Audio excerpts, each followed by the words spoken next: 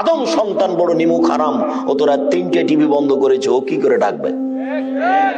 আদম সন্তান বড় নিমুখ হারাম, ও তো 12টা 1টাই দোকানে আড্ডা পিটে এসেছে, ও কি করে রাত 3টে 4টায় উঠবে? ও তো উঠতে পারবে না, ও তো সকাল 7টা 8টার দিকে উঠবে। তখন আর কানে আর মুখে শয়তান পেশাব করে দিয়েছে। তখন দেখবেন সকালে উঠে মুখখানটা ভ্যাংচা ভ্যাংচা আছে, কেমন কেমন লাগছে।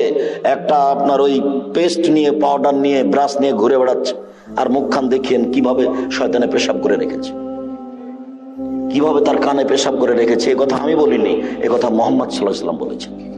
পেশাব করে দেয় শয়তানে, কথা আল্লাহ নবী বলেছেন, হাদিস বুখারী মুসলিম। খুব ফুর্তিতে থাকতে হবে, উদ্যমশীল হতে হবে, শরীরে কোনো সময় অলসতা আনতে হবে না।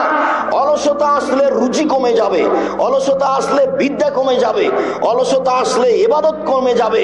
যার কারণে আল্লাহ রাসূল দিন রাত অলসতা থেকে বাঁচতে চাইতেন। আল্লাহুম্মা আউযু বিকা মিনাল কাসালে, হে আল্লাহ তোমার কাছে আমি অলসতা থেকে বাঁচতে চাই। আল্লাহ তুমি আমাকে অলসতা থেকে বাঁচাও, আল্লাহ তুমি আমাকে অলসতা থেকে রক্ষা করো। সকালে সকালে উঠে না যায়, সেই তো অলস। আজান শুনে মসজিদে যায় না যে, সেই তো অলস। বেহিসাব হাত পা ছেড়ে ঘুমায় যে, সেই তো অলস। দিন ধর্মের কথার প্রতি আগ্রহী হয় না যে, সেই তো অলস। কাজে যায় না যে, সেই তো অলস।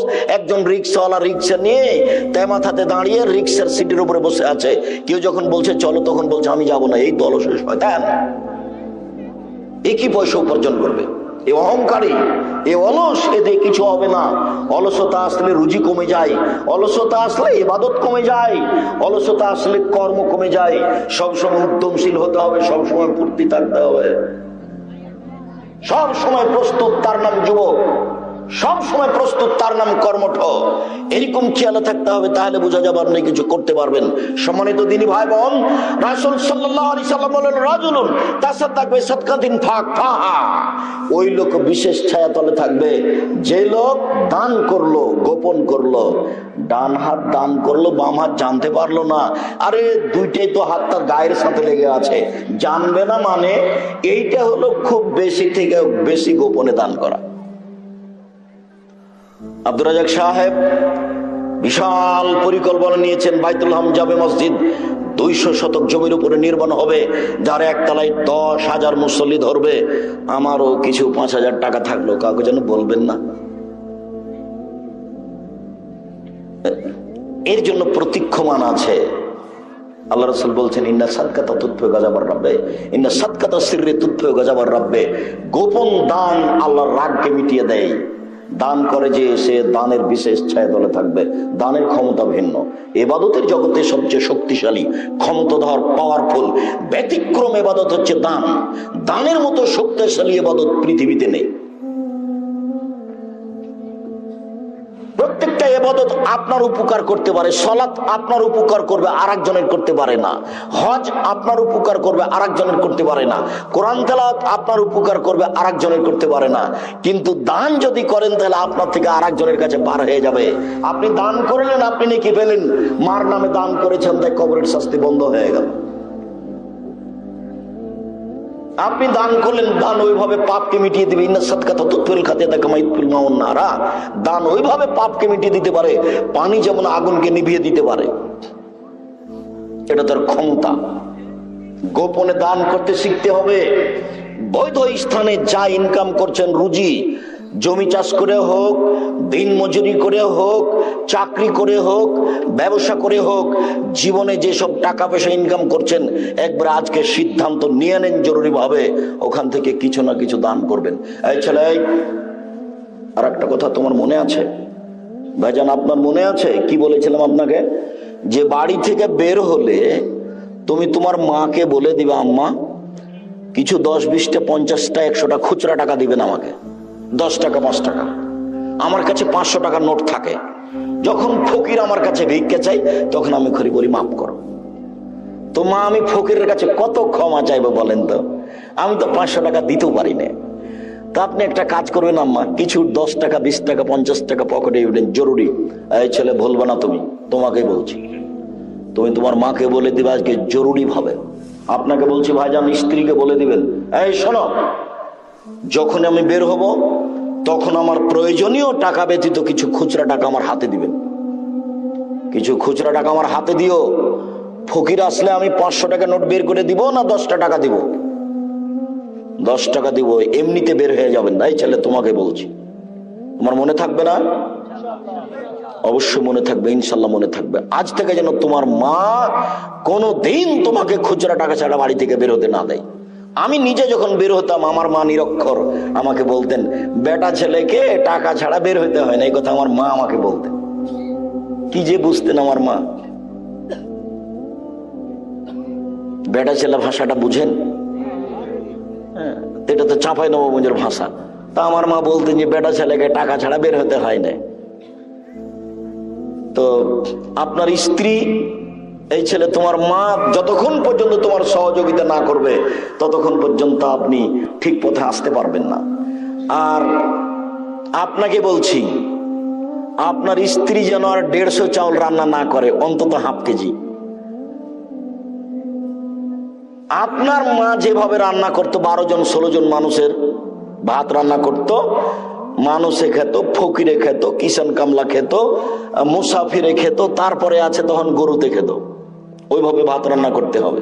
ফকিরে খাবে, মুসাফিরে খাবে, আত্মীয় স্বজন খাবে, বাকিটা গরুতে খাবে, এইভাবে ভাত রান্না করতে হবে।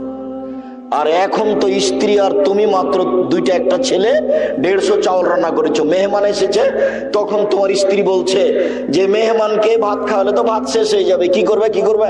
চানাচুর বিস্কুট দিয়ে বিদায় করে দাও। জরুরি ভাবে আপনার স্ত্রীকে আপনার মায়ের স্বভাবে ফিরে যেতে হবে, মায়ের স্বভাবে ফিরে যেতে হবে। অন্যথায় বউ পরিবর্তন করতে হবে, তালাক দিতে হবে। তবে আমি তালাক দেওয়ার আদেশ করিনি, আমার পক্ষ থেকে পরামর্শ থাকছে। ওইরকমই হতে হবে যে স্বভাবের আপনার মা ছিলেন, ওই স্বভাবে আপনার স্ত্রীকে হতে হবে। প্রয়োজনে 5 বার রান্না করতে হবে। ফকির মিসকিনের ভাত এই বাড়িতে হতে হবে। জান্নাত পায়ের নিচে আছে, মায়ের পায়ের নিচে জান্নাত আছে। এইভাবে দান করতে পারলে জান্নাত আপনার পিছে পিছে ঘুরবে। রাসূল সাল্লাল্লাহু আলাইহি সাল্লাম বলেন, পৃথিবীর মানুষ শুনে রেখো, ইন্না ফিল জান্নাতে গোরাফ ইউরা যাহিরুহা মিন বাতিনিহা ওয়া বাতিনুহা মিন যাহিরিহা। জান্নাতে কতগুলি উন্নত মানের পদার্থ দিয়ে জান্নাত তৈরি করা আছে। এত টকটকে ঝকঝকে পদার্থ, যার বাহির থেকে ভিতর দেখা যায়, ভিতর থেকে বাহির দেখা যায়, শুধু টক টক টক টক টক করছে। সাহাবীগণ বললেন, লেমান হাজিহি, আল্লাহর নবী এত দামি ঘর কে পাবে? কার জন্য এত দামি ঘর জান্নাত? তখন আল্লাহ রাসূল বললেন, 1 নম্বর, লেমান আলানাল কালামা, যার মুখের ভাষা নরম। 2 আতামাত তাওমা, যে দুস্থ গরিবকে খেতে দিতে পারে, তার জন্যই জান্নাত। 3 তাবা সিয়ামা, যে নিয়মিত নফল সিয়াম থাকতে পারে, বৃহস্পতিবার সোমবার সিয়াম থাকে। 4 ওয়াসাল্লা বিল্লাহি ওয়া নাসনিয়াম, মানুষ যখন ঘুমিয়ে তখন তাহাজ্জুদ পড়ে, এমন কাজ করতে পারে যারা, তার জন্য এই জান্নাত প্রস্তুত আছে। অসহায় ফকির মিসকিনকে খেতে দিতে পারে যারা, তাদের জন্য জান্নাত আছে। এই শোনো, এই ছেলে, তোমাকে বলছি, বিবাহ করেছো তো? তোমার ভয় বিবাহ করেছে, বাড়িতে বউ 3-4টা হয়ে গেছে। তুমি তোমার মাকে বলে দিও, আম্মা চিন্তা করবেন না, আপনি আপনার ছেলের মেয়ে, মেয়ের ছেলে, মেয়ের মেয়ে আসবে, তাই জন্য আপনি ভিন্ন করে খাবেন, আপনার বৌমা সহ্য করবে না, ওটা আমি চাচ্ছি না। আপনি খাবেন, আব্বা খাবে, আমার বোনেরা খাবে, আমার ভাগ্নে খাবে, আমার ভাগ্নি খাবে। আব্দুল্লাহর একটা বক্তব্য আছে রিজিকের, সেখানে আপনি শুনেছেন, আপনি একা একা রুজি খাচ্ছিলেন, এবার আপনার বউ আসলো, তার রুজি আপনার হাতে হয়। এবার আপনার একটা ছেলে হলো, তার রুজি আপনার হাত দিয়ে হয়। একটা মেয়ে হলো, তার রুজি আপনার হাত দিয়ে হয়। আপনার মা খাচ্ছে, তার রুজি আপনার হাত দিয়ে হচ্ছে। আপনার বাপ খাচ্ছে, তার রুজি আপনার হাত দিয়ে হচ্ছে। আপনার যত বোন বেড়াতে আসবে, তার রুজি আপনার হাত দিয়ে হবে। যত আপনার ভাগনা ভাগ্নি আসবে, সবার রুজি আপনার হাত দিয়ে হবে। আপনার বাড়িতে রহমত, টাকা পয়সা ভর্তি হয়ে যাবে। দোষ চিন্তা ভোগ করবে না কখনো, রহমতের বরকতের আশা করো। তোমার বউ যেন মনটাকে ছোট না করে, তোমার বোনের ছেলেকে দেখে, তোমার বোনের মেয়েকে দেখে যেন সে সংকীর্ণ না হয়, তাকে মন বড় করতে হবে। শোনো, আমার ভাগনা ভাগ্নিকে দেখে, আমার বোনকে দেখে, আমার বাপের দোষ বন্ধুকে দেখে মন ছোট করো না। যত বেশি চাল রান্না করবে, তত বরকত বেশি হবে। এটাই হাদিস, এটাই মুহাম্মদ সাল্লাল্লাহু আলাইহি ওয়াসাল্লাম বলেন, বরকত বেশি আছে যেখানে, রহমত বেশি আছে যেখানে, অল্প রুজিতে সবকিছু ভর্তি হয়ে যাচ্ছে সেখানে। বুখারীর হাদিস ভুলে গেলেন? আয়েশা রাদিয়াল্লাহু তাআলা আনহা বলেন, আল্লাহর নবী যখন চলে গেলেন দুনিয়া থেকে, তখন সোয়া কেজি আটা ছিল বাড়িতে, ওখান থেকে রুটি বানাই, ওখান থেকে রুটি বানাই, ওখান থেকে রুটি বানাই। কি রে, আটা শেষ হয় না কেন? তখন একদিন দেখলাম মেপে যে আর কতটি আছে, দেখি মাপার পরে আর নেই। যে জিনিস ব্যাগে পাতিলে আছে ওই জিনিস মাপবেন না কখনো, শুধু করে নিবেন, রুটি বানাবেন। আর যেটা আটা নিচ্ছে আপনার স্ত্রী, ওটা মেপে রুটি বানাবে। আমাদের চাঁপাই নবাবগঞ্জে হাতের অনুমান করে মহিলারা উঠে নেয় যে 3 অঞ্জলি নিলাম, এতে 4 জনের হয়ে যাবে। জি না, একটা কোটা থাকতে হবে 50 বা 100 ওজনের, বা 200 বা 250, ওটা আটা মেপে নিয়ে রান্না করতে হবে। আপনার স্ত্রী জানতে পারবে যে আমি 500 রুটির আটা বানালাম, 50 গ্রাম আটা রুটি বানালাম, আমি 100 গ্রাম আটা রুটি বানালাম, এটা থেকে জানতে হবে। আল্লাহ রাসূল বলছেন, কি বলুন, তামাকুম ফাইনু ফিল বারাকা, তোমরা খাদ্য মেপে রান্না করো, তাতে বরকত আছে। হাদিস বুখারী মুসলিম। তোমরা খাদ্য মেপে রান্না করো, তাতে বরকত আছে। শোনো, আজকে বাড়িতে গিয়ে তোমার স্ত্রীকে এটা ঘোষণা দিয়ে দিবা, তোমার বাপের যারা আছে সব তোমার বাড়িতে খাবে, দেখবে অল্প দিন পরে বরকত আর রহমত তোমার বাড়িতে ভর্তি হয়ে গেছে। যে যেখানে আছো সে সেখানে বসে পড়ো। হাল তাদরুনা লিমা জামাতুকুম, বলতে পারো আমি তোমাদেরকে কেন বসতে বললাম? ক্বালু আল্লাহু রাসূলুহু আ'লাম। সাহাবীগণ বললেন, জি না, আমরা বলতে পারবো না আপনি যে কেন বসতে বললেন। মা জামাতুকুম লিরাগবাতিন ওয়া রিবা, আমি তোমাদেরকে জাহান্নামের ভয় দেখার জন্য, জান্নাতের প্রতি আগ্রহী করার জন্য বসতে বলিনি।